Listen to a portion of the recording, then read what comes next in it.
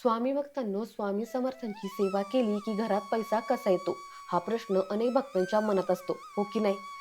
स्वामी भक्तांनो, पैसा काय चमत्कारित्या आकाशातून पडत नाही, पण स्वामींच्या कृपेनं मन एकाग्र आणि शांत होतं. जेव्हा आपण नियमित सेवा करतो, व्यंकटेश स्तोत्र म्हणतो, ध्यान करतो, तेव्हा आपलं मन शांत होतं आणि शांत मनाने घेतलेले निर्णय जास्त अचूक आणि फायदेशीर ठरतात. त्यामुळं आर्थिक प्रगती होऊ लागते. सुरुवातीला मी तुम्हाला अजित दोडके या 36 वर्षीय दादांचा अनुभव सांगते. मग स्वामींची सेवा कशी करावी आणि ती सेवा केल्याने घरात पैसा कसा येतो, टिकतो ते सांगते. चला तर सुरुवात करूया. हा अनुभव आहे अजित दोडके या दादांचा. त्यांचं आयुष्य गरिबीनं आणि संकटांनी भरलेलं होतं.